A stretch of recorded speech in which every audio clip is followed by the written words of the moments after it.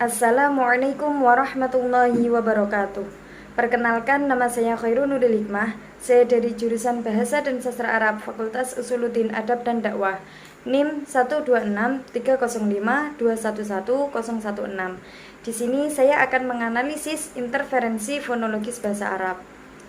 Apa sih latar belakangnya? Peristiwa gangguan fonologis yang terjadi karena kontak dua bahasa. Interaksi Arab dan Indonesia memungkinkan kontak bahasa yang menyebabkan pengguna bahasa asing mengalami gangguan fonologis dan juga gangguan gramatikal. Apa saja rumusan masalahnya?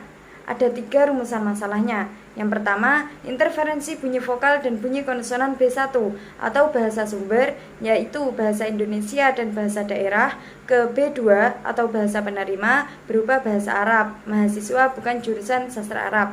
Yang kedua, frekuensi bunyi vokal dan bunyi konsonan yang mengalami interferensi fonologis, mahasiswa non-jurusan sastra Arab. Yang ketiga, tingkat interferensi bunyi vokal dan bunyi konsonan B1 atau bahasa sumber berupa bahasa Indonesia dan bahasa daerah ke B2 atau bahasa penerima berupa bahasa Arab, mahasiswa non-jurusan sastra Arab. Apa tujuan saya mengambil materi ini? Yang pertama, untuk memberikan informasi tentang gangguan fonemik pada pelajar pemula bahasa Arab.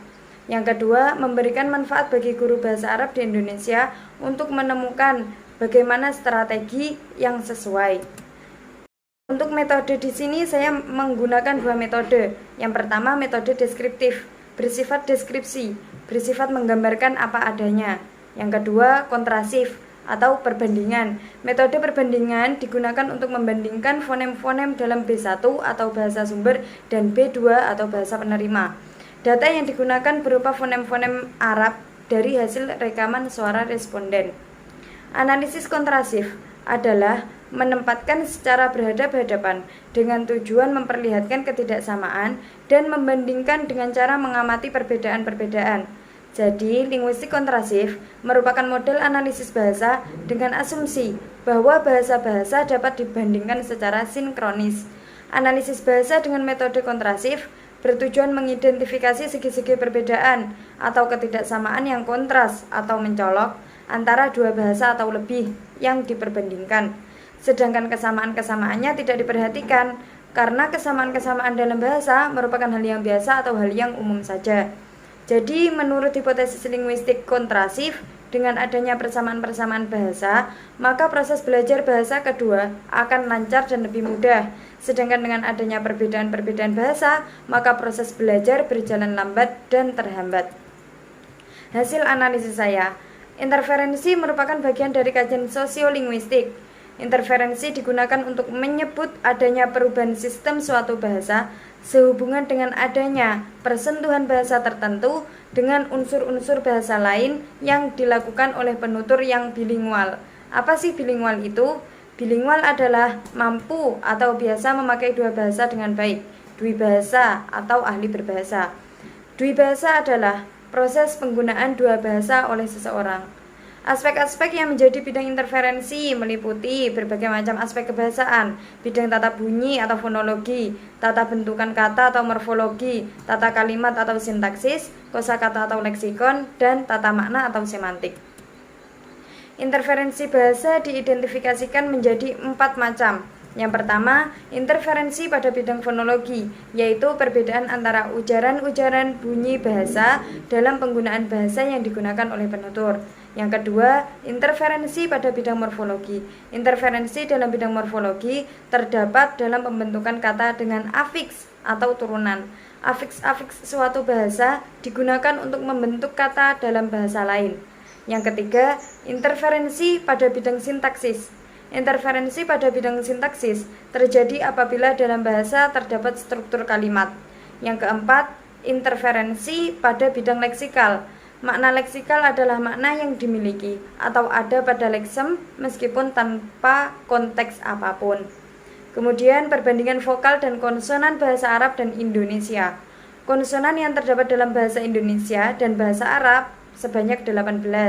Konsonan yang hanya terdapat dalam bahasa Arab konsonan yang hanya terdapat dalam bahasa Indonesia sebanyak 5, dan konsonan yang hanya terdapat dalam bahasa Arab sebanyak 15. Ada beberapa konsonan yang dalam bahasa Indonesia dan bahasa Arab berbeda titik artikulasinya. Salah satu kesulitan yang dialami oleh para pelajar pemula bahasa Arab adalah dalam hal pengucapan fonem-fonem Arab. Hal itu terjadi karena tidak semua fonem-fonem Arab memiliki padanan pada bahasa Indonesia. Penyimpangan bunyi konsonan dan vokal. Dari total konsonan Arab yang berjumlah 28, terdapat 14 penyimpangan konsonan dan 4 penyimpangan vokal yang terjadi. Frekuensi penyimpangan fonem Arab. Konsonan I direalisasikan menjadi bunyi K yang merupakan bunyi hambat velar tak bersuara. Konsonan Q seharusnya dibunyikan hambat uvular tak beraspirasi dan tak bersuara. Kesulitan responden terhadap bunyi ini terjadi ketika fonem I berada di tengah dan akhir. Hal ini terjadi sebanyak 7 kali. Irisan interferensi fonologis. Dari 28 konsonan bahasa Arab, terdapat 11 konsonan yang berada di luar wilayah irisan.